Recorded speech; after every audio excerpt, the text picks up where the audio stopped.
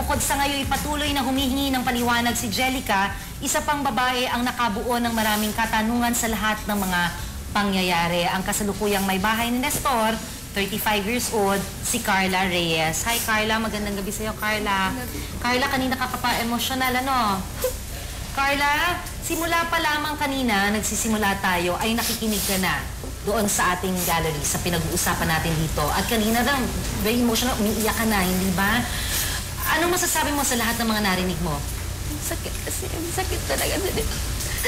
Kasi, kapitbahay kasi kami. Nakapitbahay kayo? Oo, hindi ko talaga matanggap. Ganun nangyari sa kanila. Sana, sinabihan niya ako na anak pala niya yan. Kaya pala palagi sila magkasama ng bata na yan. Palagi niya pupuntahan ko kahit kung saan niya pupunta ng iskin dito, pupuntahan niya. Pupuntahan niya? Ano siya ng buo yun eh, Carla, hindi ba? Dapat sana pinalam niya sa akin kasi matanggap ko naman yan eh. Hindi pinaalam sa'yo ni Nestor. Ang sinasabi mo, sana pinaalam ni Nestor sa'yo. Hindi pinaalam sa'yo ni Nestor kasi hindi rin niya alam.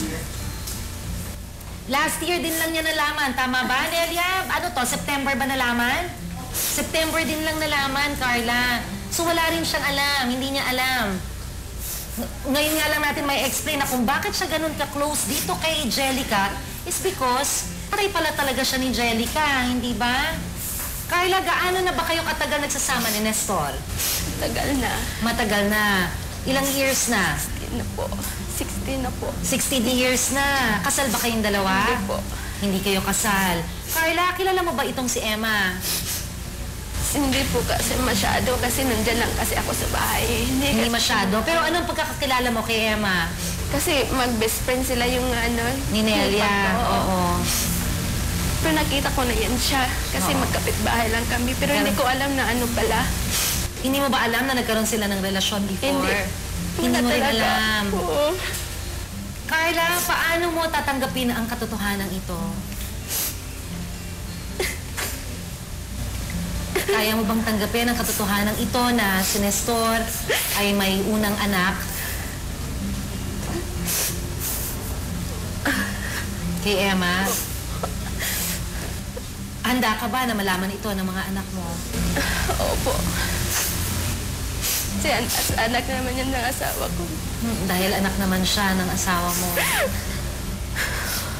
At ito naman, nung nangyari naman kasi din ito, Carla, no? Aanuhin ko lang, ano? I'm sorry, pero wala namang kasalanan yung bata, eh, hindi ba? At saka itong nangyari kay Emma at kay Nestor before, wala ka pa kasi nun sa buhay nila, hindi ba? Carla, anong gusto mong sabihin kay Nestor? Carla? Sana... Sige, Nestor, harapin mo ang iyong asawa. Meron siyang gustong sabihin sa'yo. Sige, Carla. Sana hindi mo nilihin sa akin. Sinabihan mo ako na meron ka palang nabuntisan noon. Alam, matanggap ko naman na may anak ka eh pag sinabi mo agad sa akin, diba? Alam mo naman yun eh. Natakot ako masira yung pamilya natin eh. Kaya hindi ko masabi sa'yo. Ayoko mawasak. Kaya inilihim ko rin.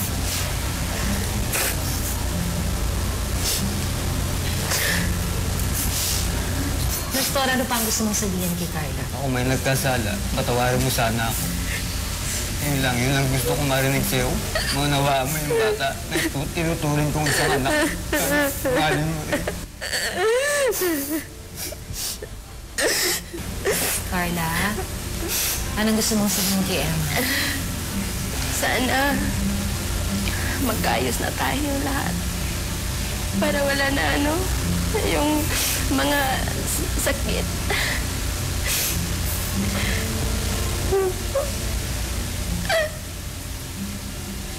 Emma, anong gusto mong sabihin kay Carla?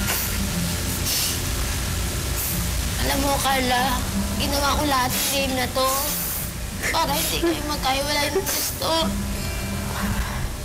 Nag-giveaway ako sa'yo. Ayoko masira yung pagtitinginan nyo, yung pamilya nyo. Sana pakitunguhan mo na maayos yung anak ko.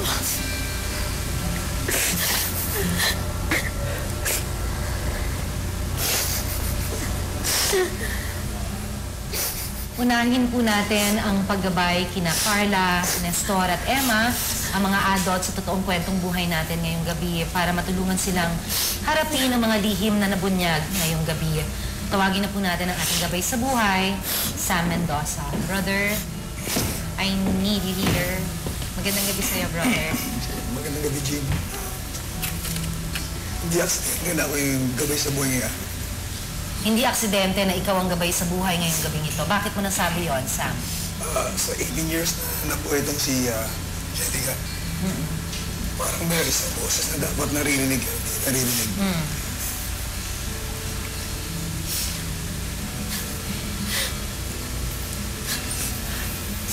Carla, gaano kasakit? Paliwanag mo sa akin. Ipaliwanag mo sa akin gaano kasakit. Sabi, Ano yung unang salita na pumasok sa isip mo? wala akong nagalit lang. Para daw siyang nagalit.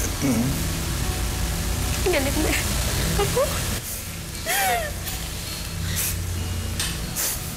Carla, gusto mo tulungan kita. Sige, Carla, sumama ka kay Sam. Tulungan ka tayo labas. Sige.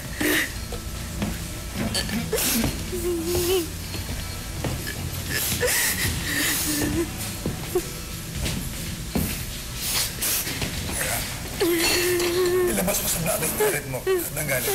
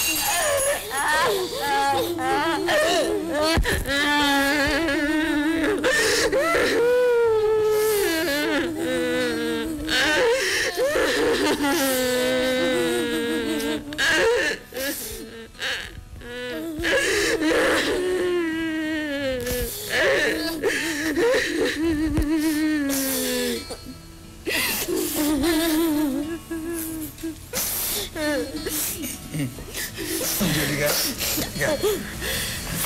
Kung sinabi niya po yung totoo kay Tita Carl, hindi dapat po magagalit ng ganyan si Tita Carl eh. Angelica, balik ang nanay mo.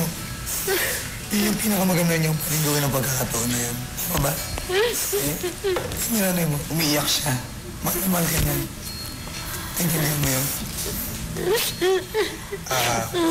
Nestor, pinapatawad mo ba si Emma sa nagawa niya sa'yo? Opo, pinapatawad ko naman po siya. Wala naman pong problema sa akin. Ang mahalaga lang po sa akin, nalaman ng anak niya na ako ang tatay niya. Yun lang naman ang hinihiling ko. Ang kailangan marinig ni Emma na pinapatawad mo siya. Ikaw sabi mo sa'yo. Sige. Okay.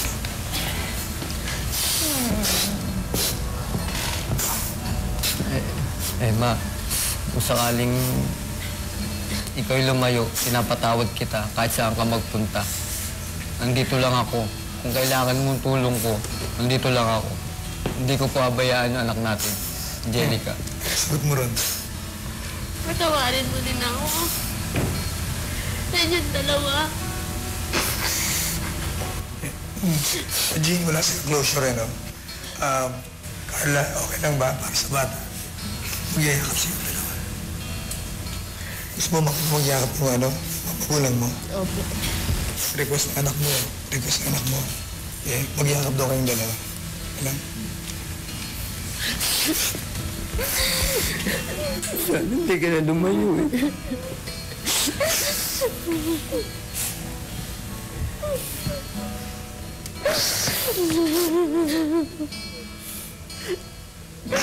Kaya ako lagi na ako nandito sa tabi mo.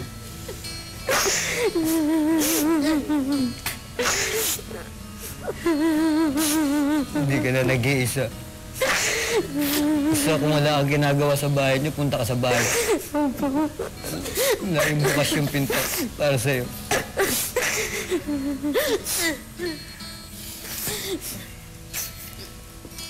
Dapat din. Balik ka sa asawa.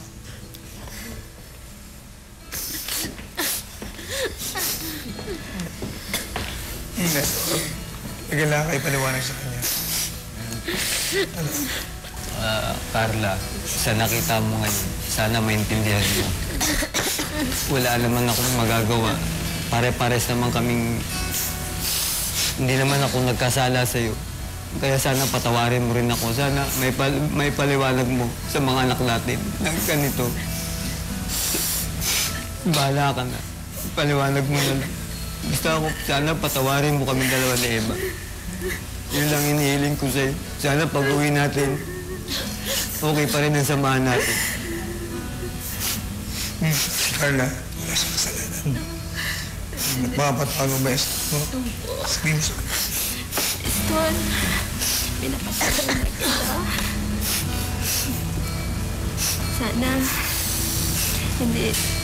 Sana tulungan mo na ako na paano sa mga anak natin kung ano nangyari dito. Hindi ko kaya pag ako lang. Tayong dalawa. Bale, ako na bahala mamaya.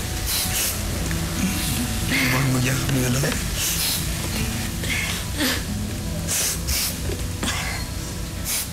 Ang lahat po ng ating naging paggabay kina Carla, Nelia, Nestor at Emma ay hindi lamang po para sa kanilang kapakanan, kundi para sa kapakanan din ng nag-iisang taong nasa gitna nitong kaguluhang ito. Samahan niyo po kaming gabayan si Jellica sa tuluyang pagtanggap sa katotohanan sa pagbabalik po ng personalan ng unang hakbang. Ano siya papakilala sa mga anak mo ngayon? Personala would like to thank Sensu.